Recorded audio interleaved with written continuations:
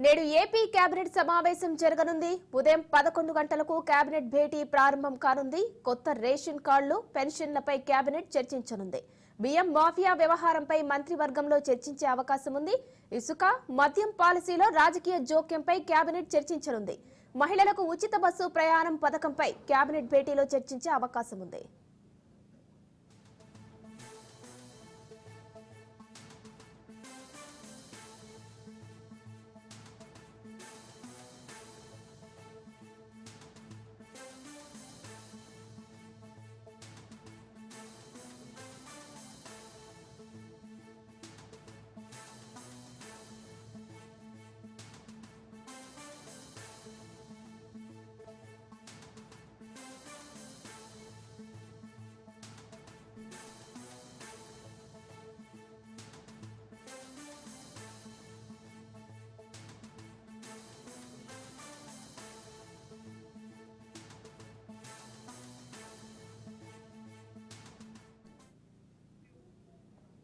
నేడు AP cabinet సమావేశం జరగనుంది.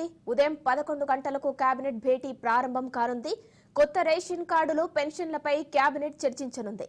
బియ్యం మాఫియా వ్యవహారంపై మంత్రివర్గంలో చర్చించే అవకాశం ఉంది. ఇసుక, మద్యం పాలసీలో రాజకీయ జోక్యంపై కేబినెట్ చర్చించనుంది. మహిళలకు ఉచిత బస్సు ప్రయాణం పథకంపై కేబినెట్ భేటీలో చర్చించే అవకాశం ఉంది.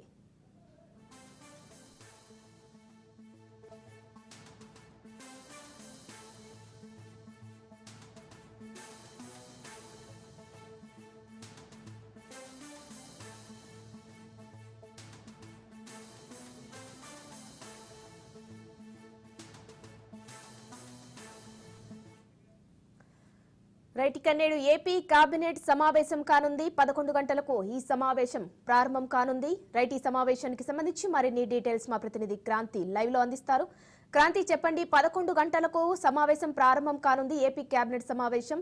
రైట్, ఇక ఈ సమావేశంలో పథకాలకు సంబంధించి, అలాగే ఉచిత బస్సుకు సంబంధించి ఏ నిర్ణయాలు తీసుకున్నారు? గుడ్ మార్నింగ్ అమ్మ.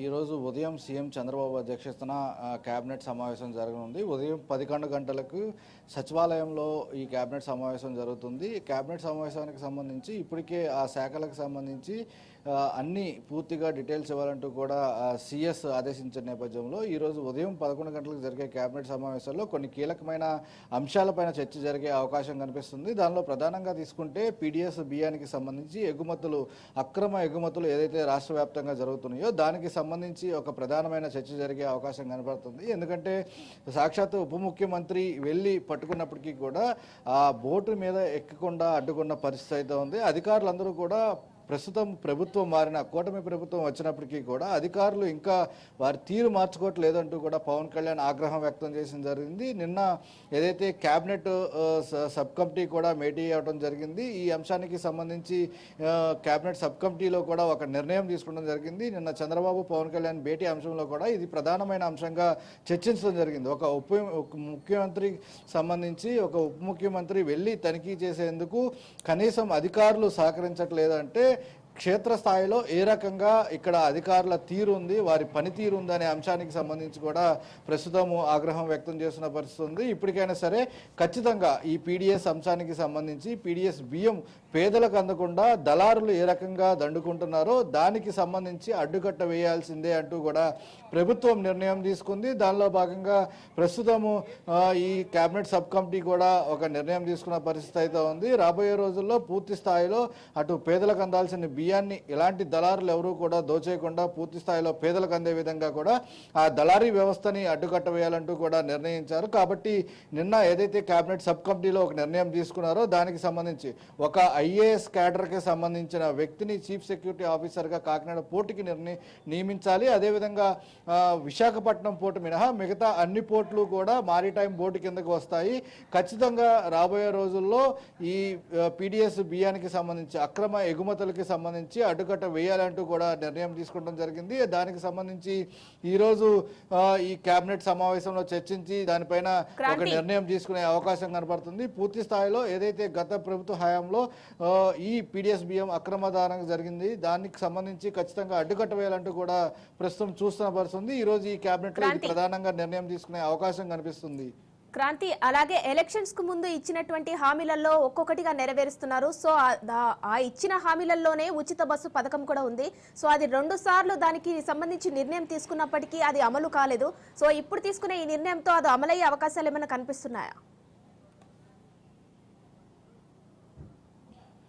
ఖచ్చితంగా ఉమా, ఎలక్షన్కి సంబంధించి 2024 సూపర్ 6 పథకాల పేరుతో కూటమి ప్రభుత్వం ప్రజల్లోకి వెళ్ళడం జరిగింది. అనూహ్యంగా ఒక భారీ మెజార్టీతో గెలవడం జరిగింది. అనంతరం కూటమి ప్రభుత్వం ఏర్పడిన తర్వాత సూపర్ 6 పథకాలకి సంబంధించి ఒక్కొక్క హామీ కూడా అమలు చేసుకుంటూ వస్తున్న నేపథ్యంలో తాజాగా ఇంకొక 2 హామీలు అమలు చేసేందుకు కూటమి ప్రభుత్వం రంగం సిద్ధం చేస్తుంది. దానిలో ప్రధానంగా తీసుకుంటే మహిళలకి ఉచిత బస్సు ప్రయాణం, ఈ అంశానికి సంబంధించి ఇప్పటికే ఏదైతే ఒక మంత్రికి సంబంధించి దీనిపైన ఆ శాఖ మంత్రితో పాటు ఒక మంత్రివర్గానికి కూడా ఇది ఏర్పాటు చేయడం, సబ్ కమిటీ ఏర్పాటు చేయడం జరిగింది. దానికి సంబంధించి కూడా అధికారులతో కూడా ఒక కమిటీ ఏర్పాటు చేయడం జరిగింది. ఇప్పటికే పొరుగు రాష్ట్రాలైన అటు కర్ణాటక కావచ్చు, తెలంగాణ కావచ్చు, ఈ 2 రాష్ట్రాల్లో ఈ ఉచిత బస్సు ప్రయాణం మహిళలకి సంబంధించి ఏ రకంగా అమలు అవుతుంది, అక్కడ అమలు అవుతున్న పనితీరు, దానిలో ప్లస్లు మైనస్లకు సంబంధించి కూడా అధికారులందరూ కూడా అక్కడ పరిశీలించడం జరిగింది. దానికి సంబంధించి ఒక నివేదికను తయారు చేయడం జరిగింది. ఆ నివేదికని ప్రభుత్వానికి కూడా ఇచ్చిన నేపథ్యంలో గత 2 కేబినెట్ సమావేశాలకు సంబంధించి ఈ అంశంపై చర్చ వచ్చినప్పటికీ కూడా దానికి సంబంధించిన సాధ్యాసాధ్యాలు, ఆర్థిక భారం ఇవన్నీ కూడా ప్రభుత్వము చూస్తున్న నేపథ్యంలో ప్రస్తుతం ఈ కేబినెట్లో కూడా ఈ అంశం పైన చర్చ జరిగి దీనికి సంబంధించి ఒక నిర్ణయం తీసుకునే అవకాశం ఉందంటూ కూడా తెలుస్తుంది. దాంతోపాటు ఇక రైతులకి 20,000 ఇవ్వాలి అనే అంశానికి సంబంధించి సూపర్ 6లో ఏదైతే పెట్టారో దానికి సంబంధించి కూడా ఈసారి ఈ కేబినెట్లో దానిపైన చర్చించి ఒక నిర్ణయం తీసుకునే అవకాశం కనిపిస్తుంది. అదేవిధంగా పూర్తి స్థాయిలో రైతులకి సంబంధించి ఇచ్చే అంశానికి సంబంధించి అది ఏ రకంగా ప్రభుత్వం పైన భారం పడుతుంది, దాన్ని ఏ రకమైన అడ్జస్ట్మెంట్ చేయాలనే అంశాలపైన కూడా పూర్తిగా చర్చించే అవకాశం కనబడుతుంది. ఎందుకంటే రాష్ట్ర బడ్జెట్ అనేది కొంత లోటు బడ్జెట్లో ఉన్న నేపథ్యంలో దానికి సంబంధించి సాధ్యాసాధ్యాలన్నీ కూడా చూసుకుని ఒక్కొక్క పథకం కూడా రాష్ట్ర ప్రభుత్వం అమలు చేస్తూ వస్తుంది. ఈ నేపథ్యంలోనే ఈ కేబినెట్లో 2 పథకాలకి సంబంధించి చర్చ జరిగే అవకాశం కనిపిస్తుంది. ఒకటి మహిళలకి ఉచిత బస్సు ప్రయాణం, 2 రైతులకు సంబంధించి 20,000 నగదు ఇవ్వటం సంబంధించి ఈ 2 కూడా ఈ కేబినెట్లో చర్చ జరిగి కొంత ఆమోదం పొందే అవకాశం కనిపిస్తుంది. ఈ నేపథ్యంలోనే జన్మభూమి 2 కమిటీకి సంబంధించి కూడా ఈ కేబినెట్లో కొంత కీలక చర్చ జరిగే అవకాశం కనబడుతుంది. ఎందుకంటే జనవరి 2 నుంచి జన్మభూమి 2 అనే దానికి ప్రారంభించేందుకు ప్రభుత్వం రంగం సిద్ధం చేస్తున్న నేపథ్యంలో దానికి సంబంధించి ఈ జన్మభూమి 2 ద్వారా రేషన్ కార్డులు కావచ్చు, పింఛన్లు కావచ్చు, ఎవరికైతే రేషన్ కార్డులు లేవో వాళ్ళందరికీ, పింఛన్స్ లేవో వాళ్ళందరికీ కూడా రేషన్ కార్డులు, పింఛన్లు ఇచ్చేందుకు ఈ జన్మభూమి 2 ద్వారా ప్రభుత్వం రంగం సిద్ధం చేస్తుంది. దీనికి సంబంధించిన విధి విధానాలు ఏ రకంగా ఉండాలి, ఖరారు చేసేందుకు ఈ అంశాలన్నీ కూడా క్యాబినెట్లో చర్చించే అవకాశం కనబడుతుంది. ఇక అనర్హులు ఎవరైతే ఉంటారో రేషన్ కార్డులకు సంబంధించి అర్హత లేకపోయినా కానీ రేషన్ కార్డు కలిగి ఉండి పింఛన్లు కలిగి ఉన్న వాళ్ళందరికీ సంబంధించి వాటిని కూడా గుర్తించి తీసివేసేందుకు కూడా ప్రభుత్వం రంగం సిద్ధం చేసింది. ఇప్పటికే ఈ రేషన్ కార్డుకి సంబంధించి సవరణలు కావచ్చు, కొత్తవి అప్లై చేసుకునేందుకు డిసెంబర్ 2 నుంచి ఈ నెల 28 వరకు కూడా ప్రభుత్వము గడువు ఇచ్చిన నేపథ్యంలో దానికి సంబంధించి ఈ రోజు కేబినెట్లో దీనిపైన చర్చించి ఒక నిర్ణయం తీసుకునే ఆమోదం తెలిపే అవకాశం కనబడుతుంది. దాని తర్వాత నోటిఫికేషన్ విడుదల చేసే అవకాశం అయితే కనబడుతుంది. ఇక రాష్ట్ర వ్యాప్తంగా ఇసుక మద్యం పాలసీకి సంబంధించి తీసుకుంటే పూర్తి స్థాయిలో దీనిపైన చంద్రబాబు ఫోకస్ పెట్టారని చెప్పుకోవచ్చు. ఒక మద్యానికి సంబంధించి ఇప్పటికే రాజకీయ జోక్యం ఎక్కువ అవుతుందని నిర్ణయించిన నేపథ్యంలో దానికి సంబంధించి కేబినెట్ పైన చర్చలో జరిగే అవకాశం కనబడుతుంది. ఖచ్చితంగా మద్యం కావచ్చు, ఇసుక కావచ్చు, ఎవరు కూడా రాజకీయ నేతలు వీటిలో ఇన్వాల్వ్ అవడానికి వీల్లేదు. ఖచ్చితంగా ఎవరైనా కనుక ఇన్వాల్వ్ అయితే వాళ్ళపైన చర్యలు తీసుకుంటా ఉంటూ కూడా ఇప్పటికే సీఎం స్పష్టం చేసిన నేపథ్యంలో ఈ అంశాలన్నిటిపైన కూడా ఈరోజు కేబినెట్లో చర్చ జరిగి కొన్ని అంశాలను ఆమోదించే అవకాశం కనిపిస్తుంది. Uma, right, thank you Kranti.